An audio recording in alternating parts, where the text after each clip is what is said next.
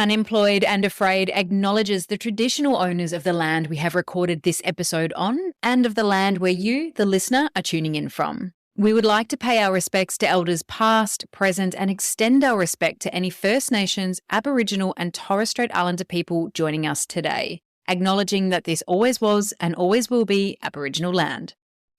Welcome to Unemployed and Afraid, a podcast that explores the messy middle of being out on your own and starting over with the people who've done it. I'm your host, Kim Curtin. Thank you for being here.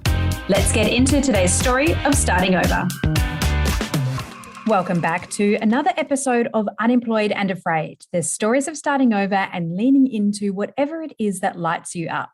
I'm so excited to share this episode with you today, and recording it was kind of like one part therapy, one part chatting with three girlfriends about our thoughts and our feelings and all the random things that pull our curiosities. And these three girls are Jade, Kat, and Andrina, and together they've created a therapy centre in Toronto, Insight and Wellness, that is dedicated to wellbeing and transformational possibilities. And naturally, they went through some transformational journeys themselves in the process of becoming business owners. In this chat today, we talk about all of the unexpected stops and starts of getting a business off the ground, what it's like to create a business partnership with friends, the importance of good communication over everything, and shaking off the misconceptions of therapy and the future of psychedelics as therapy, a fascinating topic that I can't stop reading about right now. And of course, we do talk about going from an area of speciality, like therapy, into a business and how much of a hectic learning curve that can be. I love their story because it reminds me that you never know who you might meet along the road and how they might fundamentally change your perspective or your path. And that no matter where you are right now, there could be something even more exciting or something new just around the corner. Now, I hope you love this episode today as much as I loved recording it with the girls and for you.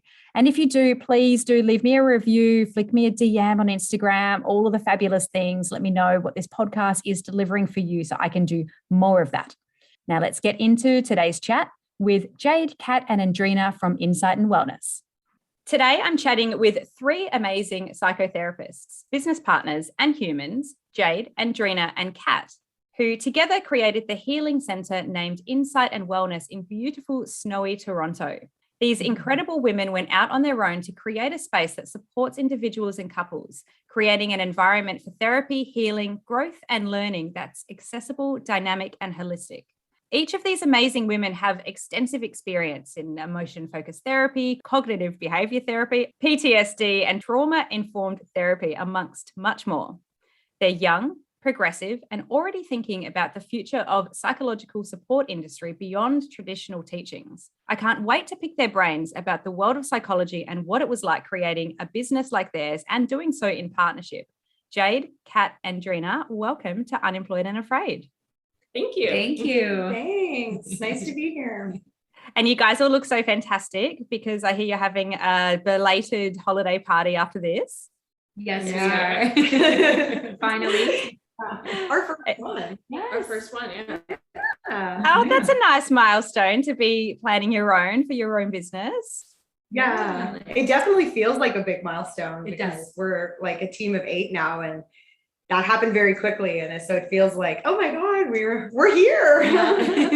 Oh, that's so nice. Well, I'm so glad that I've caught you at a time where we can reflect on that a little bit and get you all set up. It's early in the morning here. So the thought of having a wine right now is like a little bit strange for me, but I'm so excited for you guys to have one after we finish our chat. So let's get into it with a little bit of an icebreaker, which I'd love for each of you to answer as we go through. How do you think your best friend would describe you? I'll start. I like to be prepared, so I actually asked her. Love that, Kat. Love that. Well, me. Very Cat. Yeah. And she said intelligent, logical, confident, calm, fun, and thoughtful. Those are wow. really nice ways, and I would agree. I know, I was with very that. pleased. I was like, okay, that's great. Yeah. And how about you, Andrina? We'll go left to right.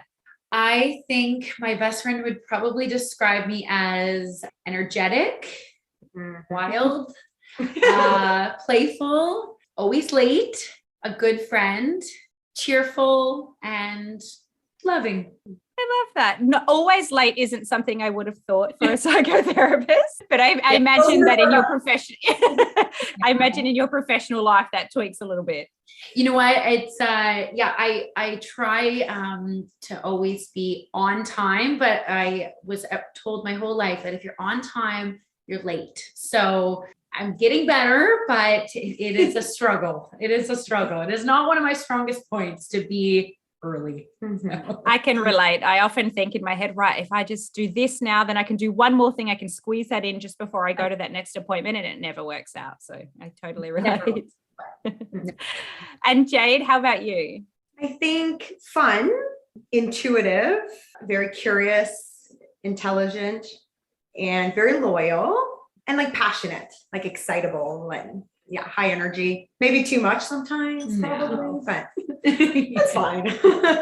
Well, it seems like you guys all together have a beautiful mix and a beautiful balance. And so I'm excited to hear about how that has come into the world of creating your business. So where did you guys first meet, and what were your careers like at that time? I was leaving another clinic that hadn't worked out. It was the first one I had worked at in Toronto. So I didn't have as much of a base here, it felt like, but I was doing 1 day of private practice on my own. I kind of took all my clients with me. And then I was looking for another center, and I ended up where we all met at that center. Yeah. So I was there pretty full time. And I came in from an addiction agency. So it was a not-for-profit, so more in like the public sector. And I was, craving to do something different. And I wanted to enter into the private practice field. So I found, actually I had somebody reach out to me that asked me if I was looking for new opportunities and employment. And I was, so I ended up at the center that we all met. And I had been at the center for a little bit longer than these two, probably a year or two prior to them coming. And I had worked in a few other private practices. And then similar to Jade, I had my own private practice that I was just operating 1 day a week. But I was sort of feeling kind of uninspired with therapy at the time that we met. So we all kind of clicked at a really good time. Yeah. Yeah. Like Kat was working because we had multiple locations at that place. So like the thing that's really hard is like you're always seeing clients. So you're always like apart from other people. And then there was like multiple locations where you kind of be isolated. And there was one where most therapists would meet and get to be together. And so Kat and I worked at one of those on the same day. And we joke about it because I felt like I was like really eager to be Kat's friend.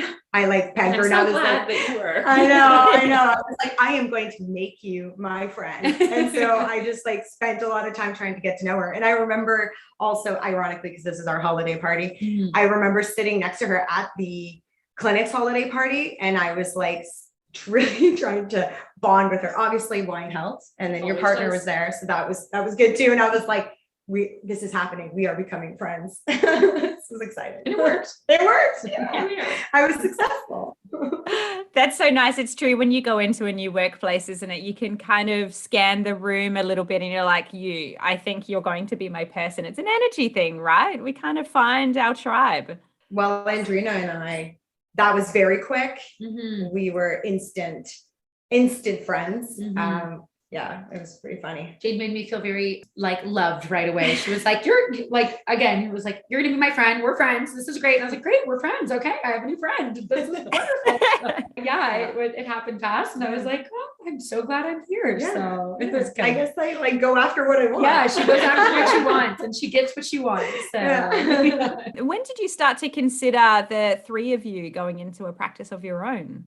So I had experienced private practice before, and that's typically the way that it works in our fields is like you might join a center for a little while and then you kind of create a bit of a foundation. You need to be supervised for a really long time. So it's an easy way to do that. And then eventually you kind of get your niche and you start to like branch off by yourself. So I saw myself doing that. Both my parents are psychologists in private practice. And I was like, oh, this is what you do in this field.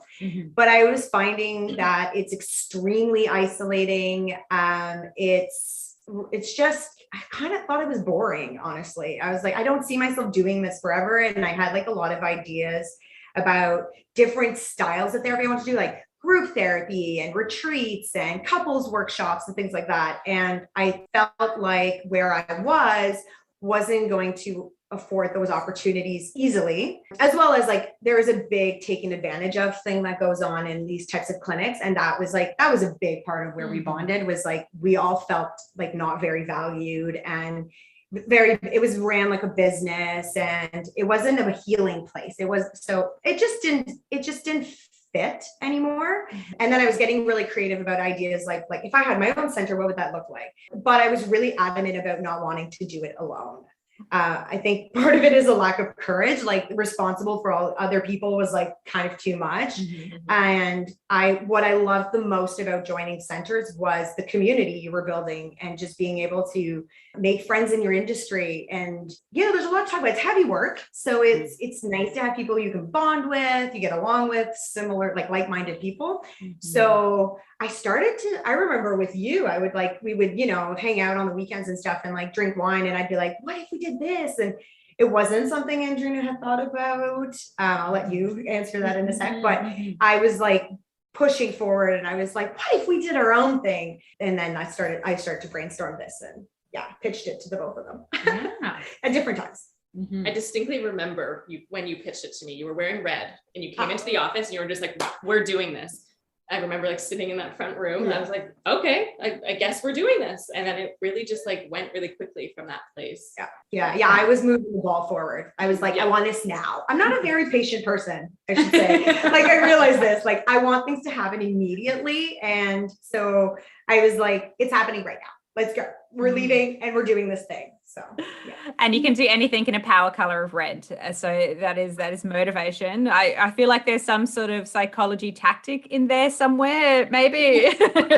I mean, it's definitely subconscious, but yes, I probably was like, you will not say no to me in a red outfit. No. I remember talking to Jade, like we said, we were having our wine chats and, just getting creative and kind of going into this imaginative state of what it would look like and what we would do differently. And, we would get really excited together about all the cool ideas that we had. And I was on board. I just thought she was referring to like down the road. I don't really know what down the road looked like. Maybe like 5, 6, 10 years down the road kind of idea. And I was like, I was really new in private practice. I'd only been doing it for, at that time, maybe like 8 months or so, or less, because it would have been summertime. So it was a few months in. And then Jade was like, she wanted to start the process of kind of getting going on some of these ideas. I was like, oh, we're doing this now. Oh, I thought you meant later. She's like, no. I'm like, let's do it now. We can do it. So her encouragement and like her excitement around it and like the creativity around it helped me to feel like this could happen now. We don't have to wait years down the road. Like, do you think that there's something innate in us that we think that business is for grown-ups? Someone older than us? Yes. Yeah. And this is a very grown-up job already, it feels like, and you feel like an imposter for years. Like it takes so long to start to feel like you're worth what you're charging. That takes a really long time. That you've seen enough clients to kind of have a good repertoire of like what the hell you're doing. Like I know what to do with this. Right. And then to think that you can start a business is like, no, that seems, why me? Why would people want to come to us? There's a little bit of that, as well as like, we don't know shit about business. Like we're trained as like, and some of us like barely can manage the admin side of client work. Like you're very much just trained on the clinical stuff. And so this was like very new to all of us and overwhelming a little bit. Yeah, for sure. Yeah. So what were the first few steps that you took to get started in that space then? So the first thing I think we started to do was look for space. Yeah. Well, first we thought of ideas. We're like, what would we want it to look like? What would we want to call it? What would we be doing differently than what we're doing right now? Like, why would we be branching off on our own? And then where are we going to do this? So we started Toronto real estate is crazy expensive. We were all doing practice for a while, but fairly new. So, we didn't have our finances. We were like, how are we going to find the money to cover all of these expenses of doing this on our own, which is also one of the bonuses of working for somebody else is like all that stuff is covered. Right? You don't have to think about renting and, the software program and the marketing. You just kind of get your clients and you work. So we started to look for real estate, and we pretty quickly realized that it was a bit more difficult than we thought it was going to be. We went and saw a few places that they were okay. There was nothing that really stood out to us. Like we were like, we could make it work, but the prices were pretty high. A few of the real estate agents that we worked with a specific real estate agent, and there was one place that we were getting ready to talk about potentially signing a contract, and he was a bit unavailable, and we were going to have to do renovations. So we were going through the process of looking for a place that we would want to call our center home for a bit of time. And then the thing was like everything in Toronto is open concept now. Like we were like, sound was important, not, and like how many offices do we want, how small do we start, can we grow? There's not a lot of opportunities like that. And like this was back in the day when everything was in person, so there was a lot to consider. So we were nervous because you don't have investors when you do a private practice like this. Like no one really invests in dental, or we didn't. We did anyways. Yeah. So it's like, you're forking out all this money out of pocket, and like it's always a gamble. Like, are we going to take on too much space and not be able to rent it out, or are we not going to see that many clients, or are we going to grow too fast? So the space was very important. It felt like the real concrete step in getting started. So yeah, and we wanted the space to be, have a certain vibe to it. We wanted it to be very welcoming, comfortable, safe, a healing center. If you were to think of what would a healing center look like for you? I mean, that's subjective, but that was we were all coming at it with a lot of ideas and creativity, and then not necessarily being able to find, at least in our price point, even know what our price point really was. We're like, what is our budget? Like, what are we doing? We were starting with a lot of unknowns. Yes. It's very relatable, I think, in any kind of business. We go to the things that we feel comfortable in. Creating a brand, creating a purpose, that's so much fun. It's so exciting as well. And it's those little moments, I think, that not to speak for you, but I think sometimes you need that, the inspiration, the excitement that comes from those other things, the branding and the space and the side of it, to get you through, oh my God, what is this software, and what happens with this, and what's insurance, and what's, what are all these other things that I have to do. You need that balance of the fun with the drive to get you through to create the actual thing that you want to take. So, and I imagine one of those things would have been having to have the conversation around, okay, there's the three of us in this, the three of us are financially invested and emotionally invested as well. How did you go about getting a bit of structure in place around that? Yeah, those are good stories. I'll start, then you can fill in. I'll add in the details. Basically, well, okay. So how earlier you were asking us about like how we came together. So I would say that I really much took the lead on this. Like I brought Andrina on because we got along so well and we worked so similarly, and I knew Kat would bring something really different to the equation, because Kat and Andrina didn't get to spend a lot of time together because their schedules were so different. So I was like the bridging between the two of them. And man, am I glad that I did, because Kat is a go-getter, a doer. Once she's in, she is going to put in all the work and effort, and really easy to like, especially for me, like I can be courageous, but like then I like second guess myself. So I can have really big ideas.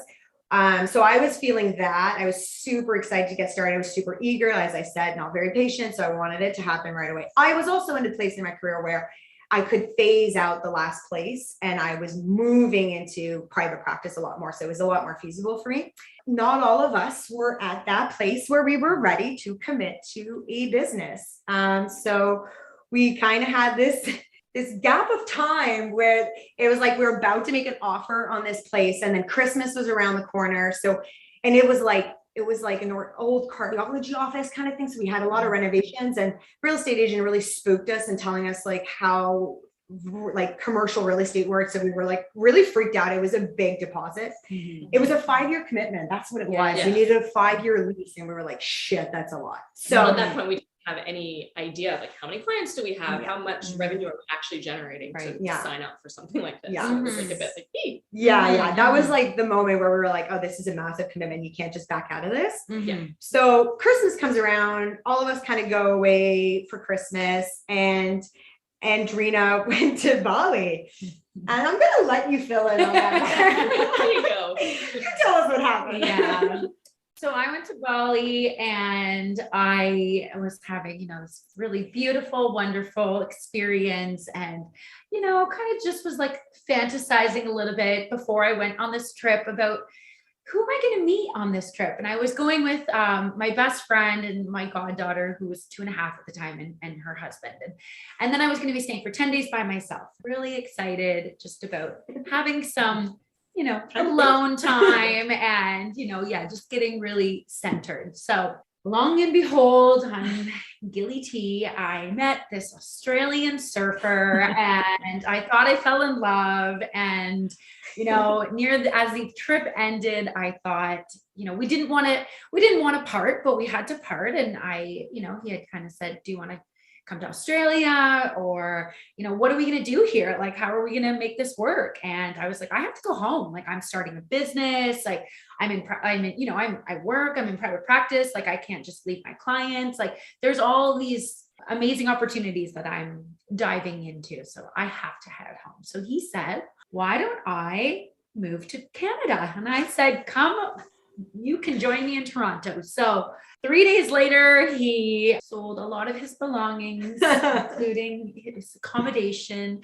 and moved to Canada. So, and as it goes sometimes with romance, that, when you meet in romantic, beautiful places like a tiny little island where you feel like you're in love, you end up coming into the real world. And so we had, a bit of a whirlwind for a few months. And throughout this time, we, kind of talked about like, what are we doing? What are our next steps? And I had no intention of ever leaving Canada or Toronto to begin with. And he had suggested that we think about moving to Australia, and I could, start and bring my practice to Australia. Mm-hmm. So I needed to be near an ocean. He wanted to be near an ocean. He was a surfer. So I wanted to honor that for him. I thought I'll move. I would happily move to Australia, and live on a beach and become a yoga instructor and all the good things, and do all the dreams that I didn't actually think would ever come to be until I met him. So I had the great idea that I might move to Australia. So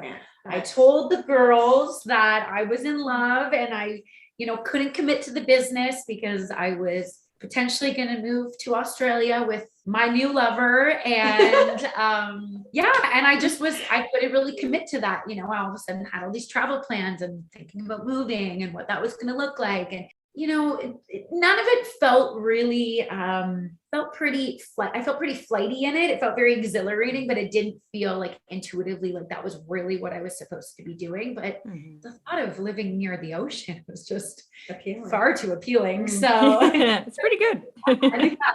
With bronze skin all the time, like, it was just lovely. So I think it's funny when you said that, like living by the ocean. I'm like, ironically, our logo is a wave. Yeah, like it's like the ocean actually inspired a lot of like our healing words and like our business logo and our vibe. Right. But I didn't want you to move near the ocean. No. I was like, what about us? Yes. Yeah.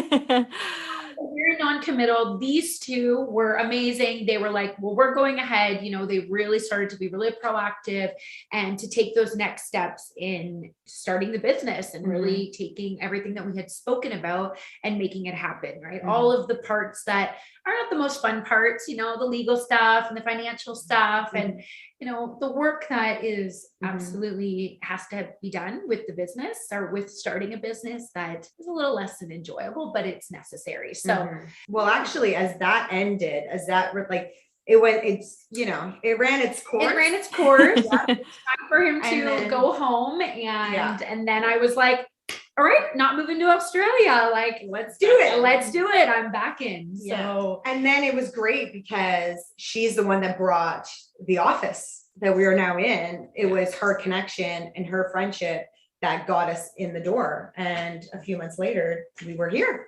So, and it's perfect. And it's great. Like everything we could have hoped for in this space. Yeah.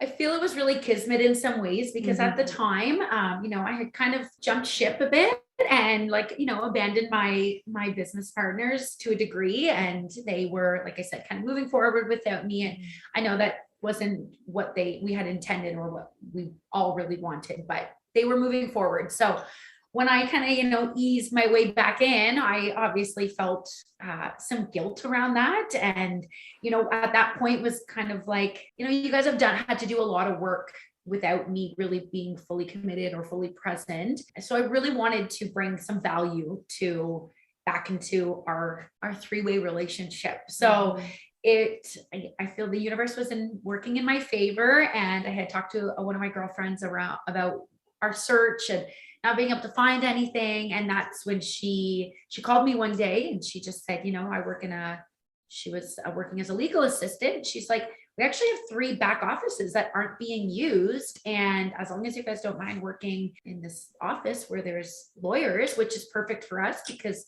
family law. It's family law, you know, it's very confidential, it's very professional, you know, quiet. It was what we were looking for, not necessarily in terms of a center, but to get started. So it was something nice that I could bring to the table. And it was kind of like a little bit of like my olive branch coming back and take me back. Here I have something to offer. So a bit of a sorry, I just went on an eat, pray, love adventure with an Australian surfer in Bali brunch.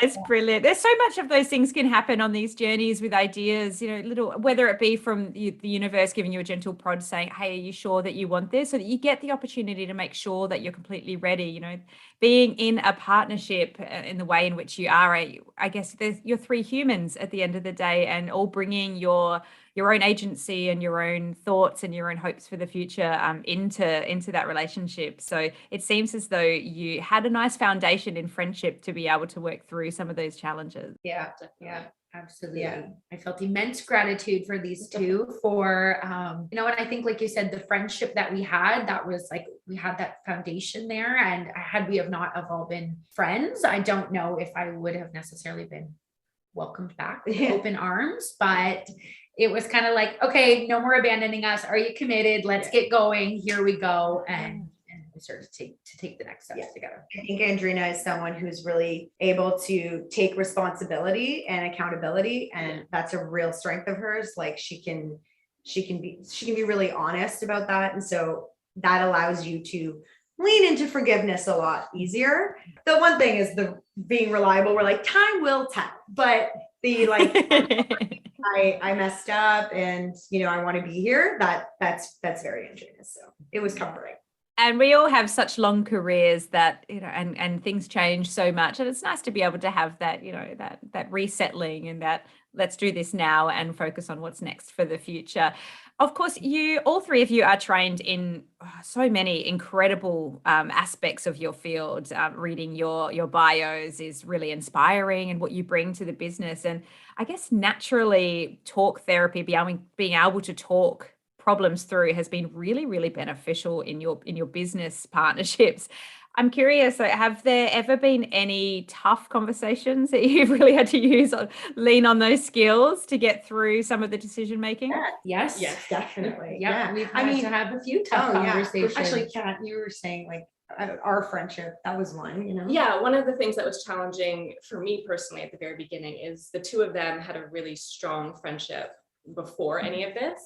And we were friendly, but we didn't have a really strong foundation as like a threesome.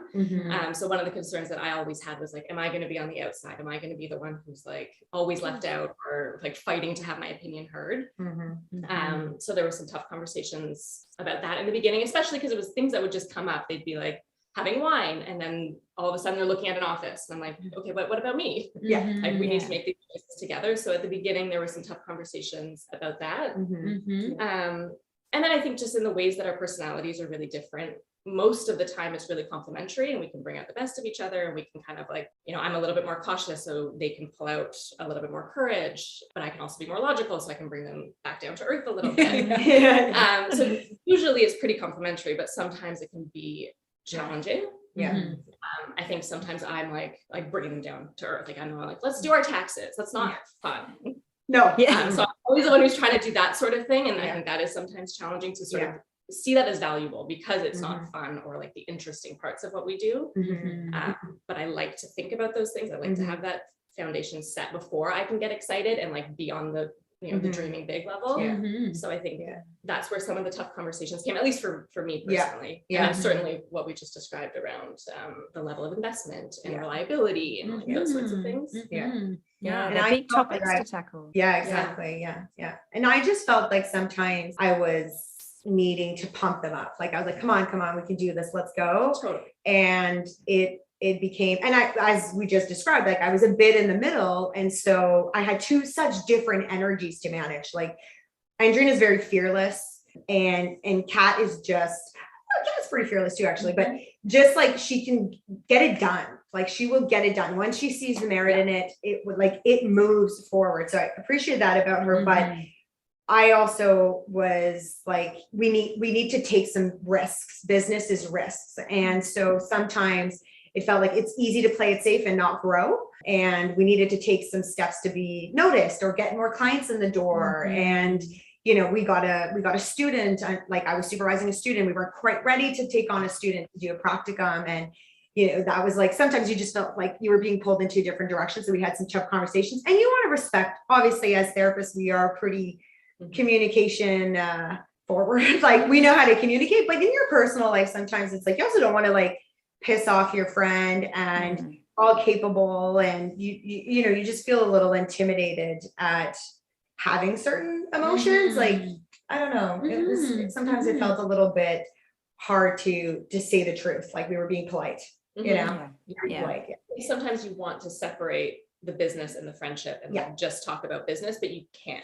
Like our business is our person, and you actually can't take them apart. But sometimes it'd be nice if you could. Like, just think about it from like that one lens. That is so very true. It's sometimes you want to approach these business decisions or any kind of business activity with, you know, pragmatism, or just looking at it and being like, yes, this is just business, it's not me, but it's completely personal. It's those feelings come into it when it's your own and it's your baby, and you know, if you're putting your heart and soul into something, it does feel very different. And Jade, what you describe, it sort of sounds like, I'm sure many business owners or prospective business owners would have this same feeling. You do things before you're ready. And you just kind of have to go in and get them done. You know, I can't even imagine how intimidating that would be, having a student come on. You know, probably the memory of in your mind of being the student, what feels like 5 minutes ago, but is obviously years ago, but it's there. I always look for the time where I feel comfortable, even being a podcaster, like, oh, I'm a podcaster now. But I will always then put on the headphones and be like, you get imposter syndrome every time. You know, it's no matter the field, it's, once you're in it, you're still thinking, goodness, I have a lot to learn and I have a lot to do. So I think that's very, very relatable. Yeah, it was an intense experience because it was first time supervisor, which is a milestone in our psychotherapy practice and as a psychotherapist. And it was also like slightly premature, but it worked out very well for us, where it was also like the first employee associate we were kind of bringing on, and we needed to, you know, I need to sign these contracts with the school and everything, and also assure that she would see it a certain amount of clients. It put a lot of pressure. It still does feel like pressure because it's like your financial life. Like our employees were like responsible to make sure that they can like live on their own. And we had experiences where I was like, I remember moving to Toronto and I was like on the poverty line because they were not able to provide me the clients, and it was extremely stressful. So I did not want to feel that. And then COVID hit and we were like, shit. Now what? You know, how are we going to get her busy and integrate her? And you know, it was a stressful experience, but it worked out. There was the added stress too of she is now an associate, but at the time she was a student and she had to have a certain amount of hours to graduate her program.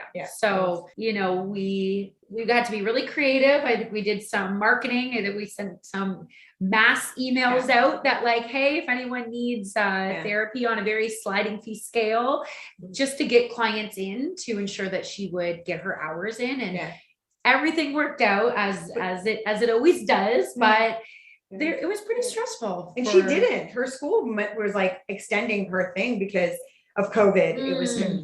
It was hard, but she was like really falling behind on her hours, and there was just like nothing we could do about it. And then you start to feel like a bit, the marketing element is not our favorite, let's be honest. Like it feels a little bit like you're working with a vulnerable population. So you have to be very careful on how you advertise yourself and things like that. And there's a lot of ethical rules on how you can promote your services. And so there's that in the back of your mind as you're trying to also grow your business.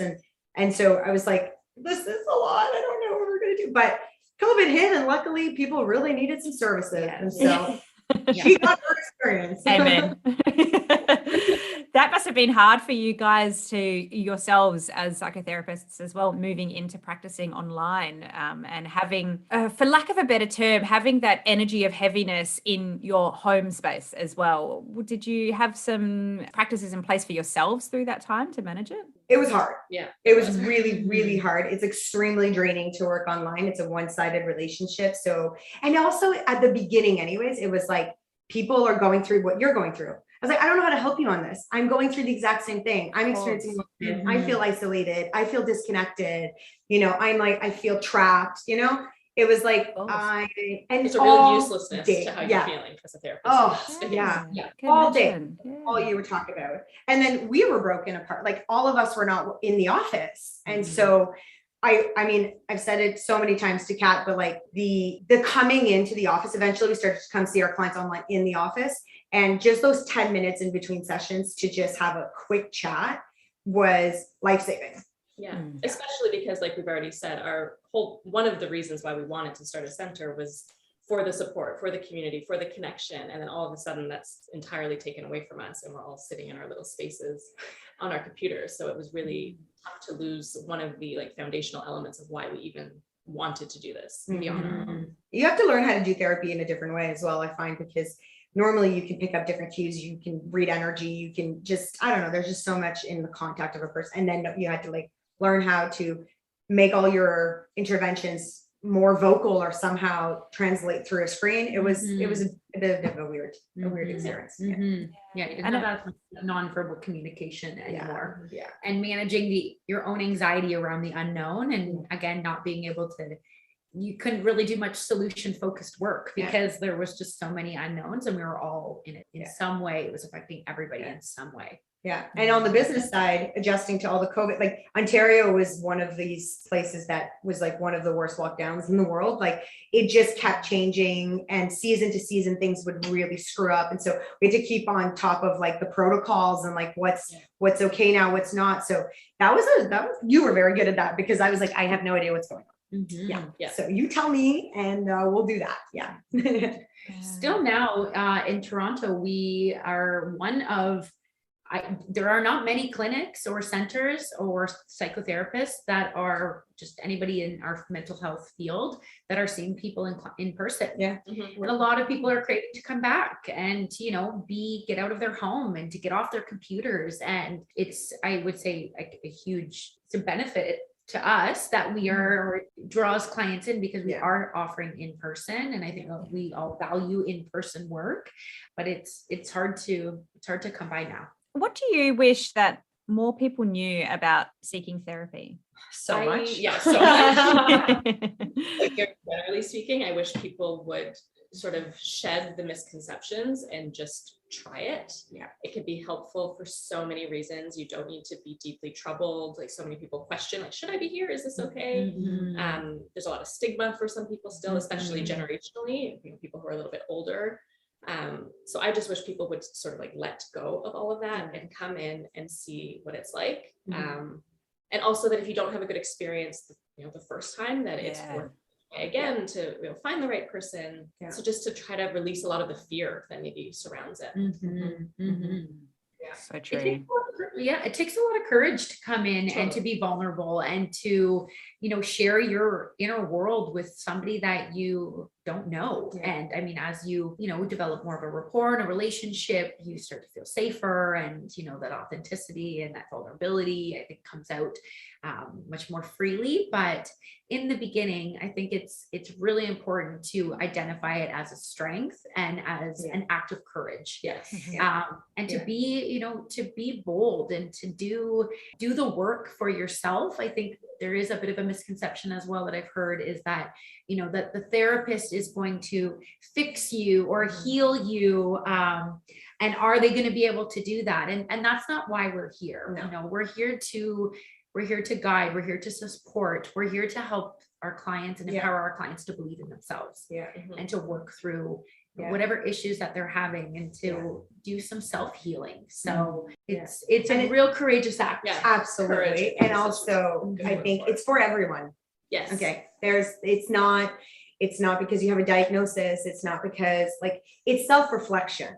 You're a human. It's for humans. So everyone can benefit from it. You find a right fit, you have the courage to go, you will find a way to benefit from it. Self-inquiry is so fundamental. And so, yeah, I think everyone should be in therapy, but I'm clearly biased, but I couldn't agree more. And, I've said it on this podcast a few times, just the value of therapy and the value of trying and self-reflection, particularly when you're going out and you're doing something scary and challenging yourself, like starting a business, even for you guys, and any time that you start something new or need some time to get out of your own world, like just in context to business, therapy is so important. It's not necessarily just a business coach or, but you're a human person going in and trying something new. So in that context alone, it's so important. But yeah, I'm like clapping internally. I won't clap on the microphone because it'll ruin the sound, but clapping internally because I'm like, yes, everybody get more therapy. It's so brilliant. What are your own mental health practices like in context to running your business, but also in context of bringing your best self to your business? I myself am a runner, a newbie marathon runner. And wow. Successful one though. She's very fast. Yeah.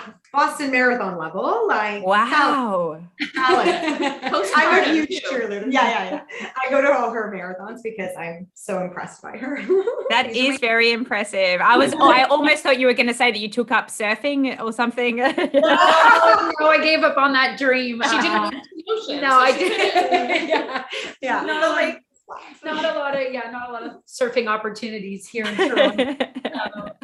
No, so running is a big self-care practice of mine. It's very therapeutic. So whether I go for a run and listen to a podcast or listen to music, or recently, I have a 13-and-a-half-month-old, so I bring her on my runs and, we do that together, and just to get out and to move some of that energy and to be in a self-reflective place, and or sometimes to just not think of much and you just kind of take in your surroundings. And that's a huge practice of mine, in addition to go for a massage, and I try to go, for walks, and I do a recent practice called TBM and journaling. What's TBM? TBM is I'm a newbie. Jade could speak more to it, but it's called To Be Magnetic. Yeah. I listened to their podcast. So good. That's what yes. So good. Yeah. So at the end of the podcast, I don't know if you ever hear, she talks about the basic program or becoming a pathway member.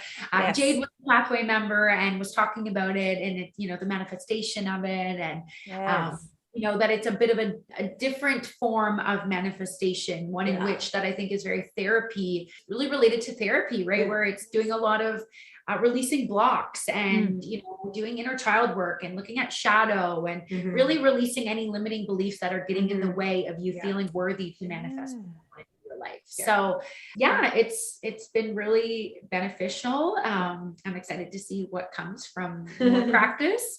But those are some of the self-care practices. And in addition to playing with my daughter and drinking wine with my girlfriends, a lot of the same things as Andrina. Fitness is really important to me. I teach spinning on the side. So that's something that's really built into my routine. I think all of the things that are really important to me, or that fill my cup, so to speak, I really try to hold them sacred. So definitely exercising is one of them, making sure I'm spending time with the people that I love and that love me back. So all of my relationships, making sure that all of those things are well taken care of, really helps me to feel, stable, but also energized to do this work. And then definitely even just the little breaks that we have throughout the day and the time that we get to spend together to connect, or with our whole team. I find all of that really beneficial in the context of managing how we feel in this space. I think is really And we've all done like a lot of, not that it's ever over, but I feel like all of us had spent a lot of time in our 20s and stuff, like really investing in our well-being and like learning about ourselves. Like we've all gone to therapy, I've done countless workshops and retreats and stuff. And we take our work very seriously. So I'm not going to put something out there to a client that I don't believe in myself. And so if I'm using it, if I'm listening to a podcast that really resonates with me, if I'm reading a book, if I'm learning something in therapy or whatever, I'm going to use it myself. Everything goes through me before it comes out. That was actually one of the huge values of why I wanted to work with these people. It's like, there is a lot of people who are therapists who just prescribe, and it works, but it's not the same. You are the vehicle through which it's coming through. And so if you don't have your shit together, if you don't know who you are, if you haven't done the work, you're limited. You're just not going to go as far. So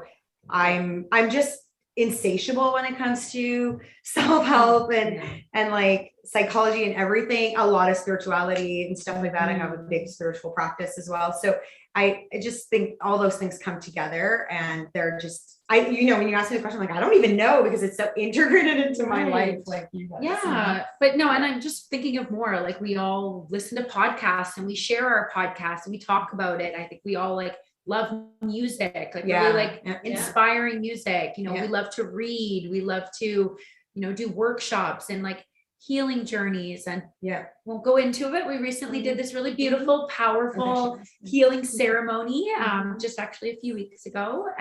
It was really, really profound. It was. Yeah. And we can be each other's sounding boards as well, I think, which is really great. You have a tough session with a client, you come and, like, can we talk this out? Can we process this? Or anything that's going on in your personal life, like it feels comfortable and safe to share it. And even if it's just for a few moments of getting it out of your mind and, out of your heart, and just kind of having somebody who could just be like, yeah, that's really tough, or like, I hear you, or like, let me give you a hug, and, to work through that and to have people that you can be genuine, vulnerable, and authentic with, I think is huge part of really thriving in this role, in this work. And I think we all know ourselves well enough to recognize when something is off and try to do something about it. And we know each other well enough to also be able to recognize, like, are you okay? Like, you don't see yourself, and are able to take care of each other in that way. Brilliant.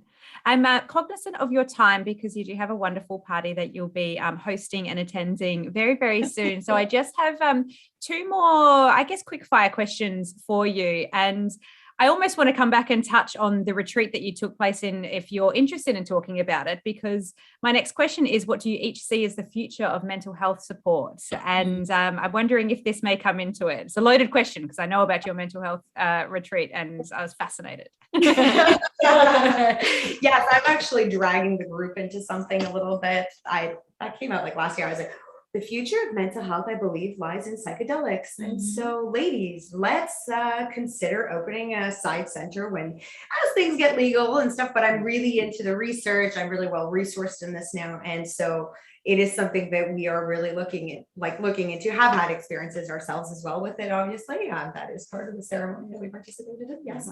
Going to Peru, doing ayahuasca. Exactly. Engaging in some healing ceremonies with parentals. Yeah, I know. I did a ceremony with my parents, several actually. It's extremely healing. Yes. It's wild to think that I've dragged my old dad and mom into doing psychedelics with me, but that is fantastic. Very clean people. And now I'm like, let's do drugs together and go on this journey. But it has been phenomenal. The research is incredible. So I really think, ideally, I even had an idea of like how to name it. Like, connection is what comes to me as we think about, connection to self, connection to others. Like, these medicine is how I will call it, is going to bypass ego. It's going to bypass your strategies. It bypasses your patterns. It dives you into the essence of what it is to be human, and past fear into love. Like, it's really does some really phenomenal things. And as people who really believe in healing, it's a pretty great avenue. The woman who would have been considered our sitter said something I thought was really like beautiful, and a profound way of looking at it before we took medicine, and put our masks on and lay down and with the healing music, and sounds glorious. Beautiful dome in nature. And she said something along the lines of, we already are that thing that we are seeking, right? We all stated our intentions. And she said, you already are that. We just have experiences through our life that create blocks or create fear or are traumatic, doubt, right? And pain. And and we are already those things. We just need to almost relearn and get reconnected with who we really are, our essence, and connecting to source. And it was a really, we often think of ourselves as, or we think, we're broken or we need to fix this. And she's like, there's nothing to fix. You already are that. You just need to remember. And let go of whatever is in the way of you being or having whatever it is that you're seeking. Whatever is preventing you from believing that you are that. It's absolutely the future. And I'm only very slightly researching in this space and listening to more and engaging with more. And I hope that, on the other side of the planet, you guys can start to lead this and the rest of the world can follow quickly behind, because you're so right. If we could just stay connected to who we were before we were shamed, before systematically brought into a space that we shouldn't really be in, and doubted ourselves. It's not not to make it a sad thing. It's a happy thing to think that we can get through that and back to our full version of ourselves, or rediscover that version for the first time. Before all those experiences. So I'm so happy that you're out there and researching it and taking place. I cannot imagine my parents in a ceremony, but I'm very interested in that idea. That is just next level amazing. So hopefully we can bring that into a little bit more into the Australian market too. I know we've got a body over here, I think it's for Mind Medicine, that's doing a lot of research in this space. But more reading and less fear around these things, I think is very exciting. And I am so proud and happy for you guys that you went forward and that you didn't get married in an elopement to the surfer Andrina on the Holiday Beach. Yeah. I'm exactly where I need to be. Yeah. And exactly where we need you to be too. Yeah, exactly. Yes. Yeah. Everything always does work out how it's meant to if you just lean into the experience, right? But you guys have done a very brave thing, and I'm so grateful for you to share your story today with me, with the listener as well, to encourage how much potential there is in ourselves as individuals, but potentially in a partnership as well, in the way that you have done. It's really inspiring to see. So thank you for sharing your story so openly today. Is there anything that the listener and I can do to help support you on your journey as you progress into this journey of business? Go to therapy. Yes. Yes. Good answer. Heal the world by going to therapy. Yes. As you heal yourself. Yes. As you heal yourself. I mean, I don't know if this is going to reach everybody, but I kind of see it as like you raise your own vibration when you work on healing yourself. You become, more of a loving, grateful, compassionate person who sees you see people more as one. You see the connection. We don't see each other necessarily as inferior or superior when you start to do the work, right? We hurt less people. So as that vibration goes up within yourself, I think it brings up the vibration in our world. And we are so desperate for that right now. There's so much pain and suffering in this world. So if you can start, you can only do so much when it comes worldwide, but if you can just start with yourself. And let yourself and tell yourself, I think going to therapy also says like, I matter. I matter. Yeah, right? exactly. It comes from a place of worth. From a place of worth and of self-love. So if you could do that for yourself, for humanity, that is a beautiful place to go. And I think just more practically, maybe follow us on Instagram. Our handle is Insight and Wellness. Spelled out. We post things reminders about mental health, and eventually there's going to be also us talking a little bit more like Instagram Live as a feeling out for a possible podcast ourselves. Yeah, and then the tables are going to turn. Yes. We're going to be going to Yes. you. Oh, Lord. Questions. Yes, Kim, if you could help us Yeah. with that in some degree when we get course. to that point and perhaps be a guest on Yeah. our podcast, we would love Yes. Yeah. Yes. All of that. And just, if there's anybody that down the road when we have our own podcast, take a listen. And if you follow us on Instagram, or anybody in and around this area, you can send them our way. We would love to hear from you. Yeah, just thank you for listening to us today. Yes. And we're so grateful. I'm grateful for each of you. I'm grateful for you, Kim, the listeners. Yeah. Yeah. Thanks for your Having going interest. through this experience, it makes me feel really excited about what we've created. And it's a real reminder Yeah. of how far we've come and how far we have to, or how much we can grow. Yeah. Yes. How much we can do. Yes, and- our potential. Yeah. potential. And it really just sort of reignited a fire. Yeah. Good. I'm so pleased. Your potential is huge, absolutely brilliant. And I am going to have the links to your Instagram as well. I can't wait to listen to your podcast and be part of it. I'll have the link to your website as well, of course, on there. And yes, we'll all go follow and look forward to seeing your lovely faces and your thoughts shared on Instagram there into the future as well. It has been a pleasure to chat with you guys today. I hope you enjoy your belated holiday party and the rest of your weekend. Thank you for being here with me. Thank you. Thank you so much. Thank you for listening to Unemployed and Afraid, the stories of starting over with your host, me, Kim Curtin. If you liked the episode and are keen to hear more, please hit the follow button and leave a review. And let's keep the conversation going on Instagram at Unemployed and Afraid, where there's more goodies and links to today's show notes. See you there.